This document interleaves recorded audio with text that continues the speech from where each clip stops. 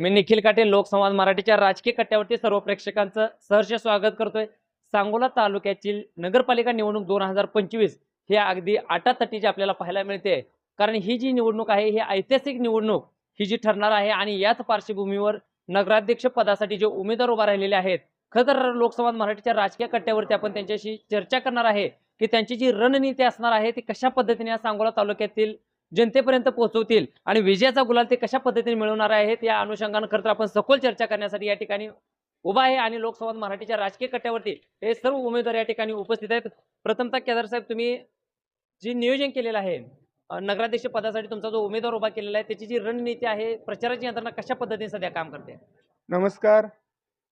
सांगोला नगरपालिकेची सार्वत्रिक निवडणूक पहिल्यांदा 9 वर्षांनी येते, त्यामुळं जेवढा मतदार उत्साही आहे, जेवढा आमचा उमेदवार उत्साही आहे, तेवढाच मतदार सुद्धा उत्साही आहे। आणि आजपर्यंत जे राजकीय उलाढाली झाल्या, कोण कुठल्या पक्षात आहे, कोणाची कधी कोणाबरोबर कशी युती होणार आहे, हे मतदारांना माहीत नव्हतं। अगदी अर्ज काढायच्या दिवसापर्यंत माहीत नव्हतं।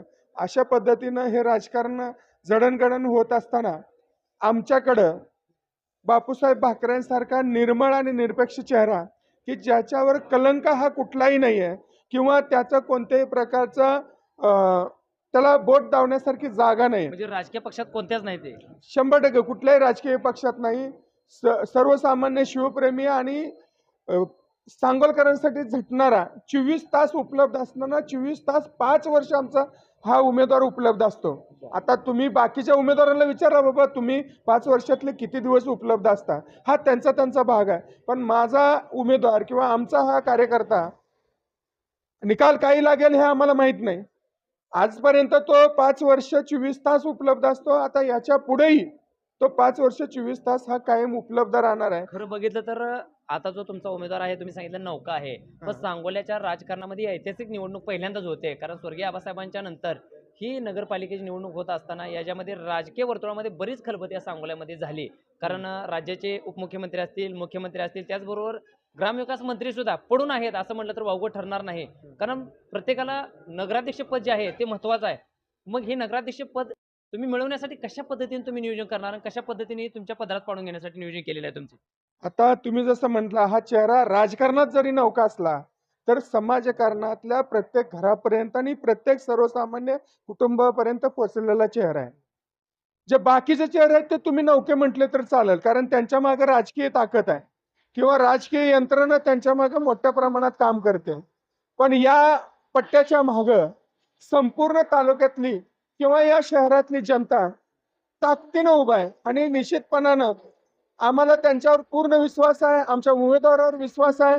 कुठलेही कसल्याही प्रकारचं प्रलोभन आलं तरी आमचा मतदार हा कधीही ढळणारा नाही, कारण त्यांनी या कार्यकर्त्याचं किंवा या उमेदवाराचं, या नगरपालिकेच्या भावी नगराध्यक्षाचं त्यांनी काम पाहिले आणि त्यांच्याकडून होणाऱ्या कामाचं स्वप्न पाहिले आणि ते पूर्ण करण्यासाठी ते आमच्या पाठीमागे ताकदीनं असतील।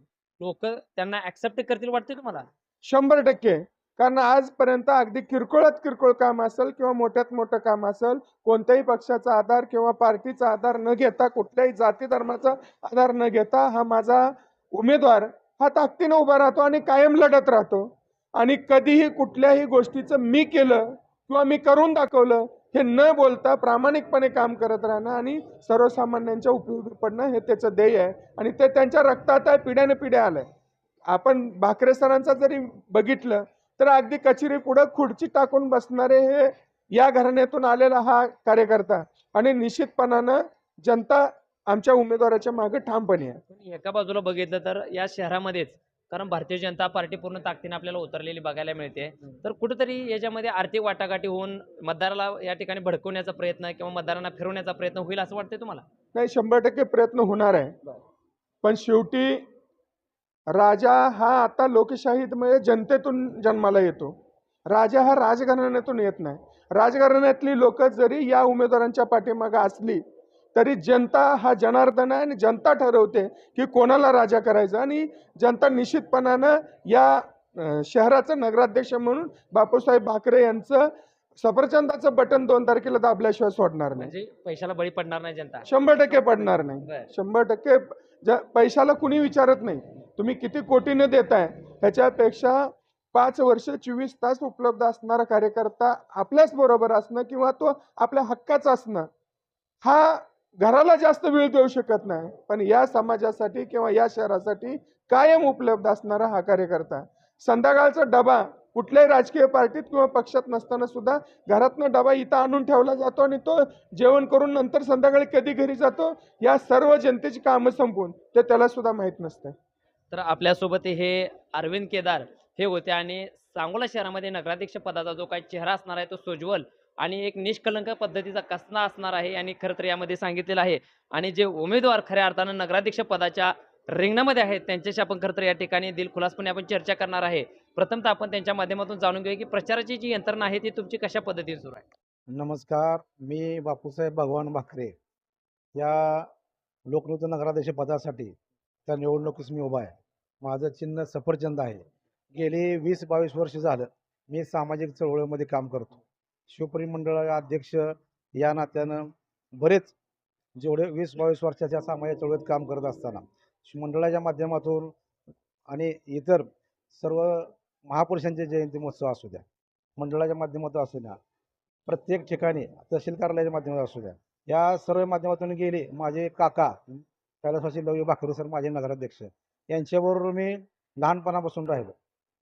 कारण त्यांची शिकवण आहे मला आणि त्यांच्या शिकवणीमध्ये त्यांच्या संस्कारामुळं आज गेली आमच्या भाकरे घराण्यांचं एक 10-12 वर्षात थोडासा एक मध्ये गॅप पडला.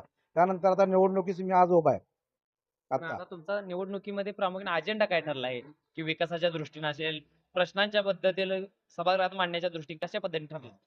मी लवजी भाकरे सरांची एक आमची पोट निवडणूक झाली होते लोकनिवडणूक नगराध्यक्ष, त्यावेळेपासून जे आणखीन जे अजून शहरात आणि वाड्यावस्तीवर जे प्रॉब्लेम आहेत तसेच आहेत ते.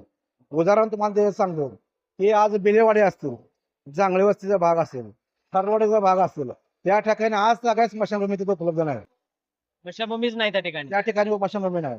हे आम्ही नेहमी जिथे आमचा संपर्क आहे तिथं आमचे आमचे मित्र आहेत, कार्यकर्ते आहेत, त्या ठिकाणी आज सगळ्यात संपर्क नाही.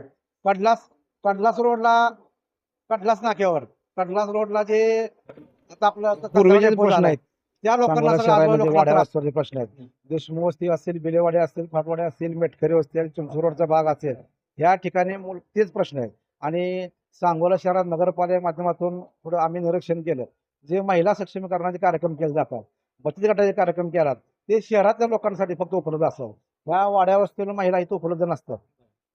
तेही त्या नगरपालिकेच्या निवडणुकीच्या माध्यमातून मी सर्व जनतेला, सर्व महिलांना, सर्वांना मी वाड्या वस्तीवर आवाहन केले की ह्या निवडणुकीत आज मी निवडून आलो त्या सगळ्या गोष्टी माझा करण्याचा मानस आहे. ह्यामध्ये जर बघितलं तर एका बाजूला तुम्ही कुठल्याच राजकीय पक्षामध्ये न भरता अपक्ष म्हणून तुम्ही उमेदवार या निवडणुकीच्या रिंगणात आहे.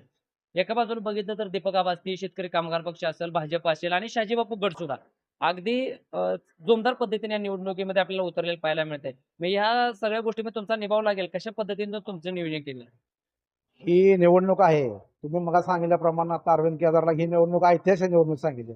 या ऐतिहासिक निवडणुकीत माझ्यासारखी उमेदवारी मला मिळाली आणि मी अपक्ष उभा राहिलो स्वतः, हे माझं भाग्य समजतो.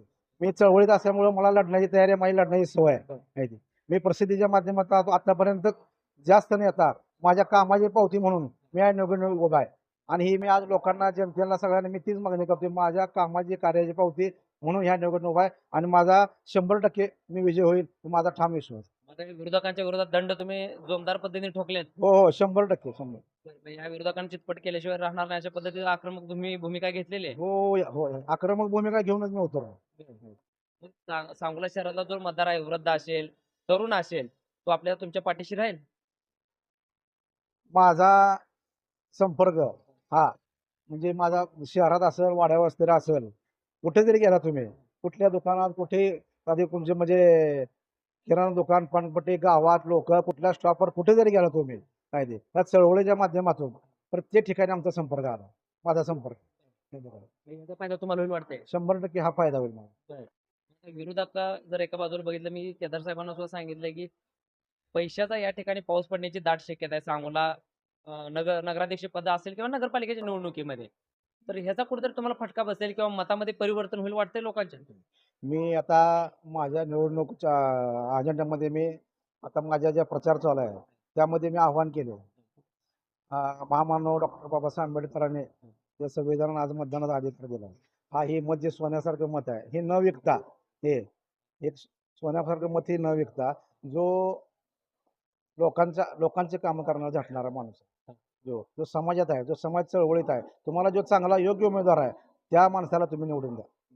तरी एका बाजूला बघितलं तर जे दिग्गज नेते एका बाजूला आहेत, तर ते नेते सुद्धा सांगतात की सांगोला शहराचा आम्हाला विकास करायचा आहे, त्यामुळे आम्ही या पक्षात गेलो त्या पक्षात गेलो, आम्हाला विकास करायचा आहे. प्रत्येक जण विकासाच्या मुद्द्यावरती बोलते. मग सांगोला शहरात जर बघितलं तर रस्त्यांची परिस्थिती अतिशय हलाखीच्या पद्धतीत झालेली आहे. मग विकास शहराचा झालाच नाही काय राजकीय नेत्याकडून?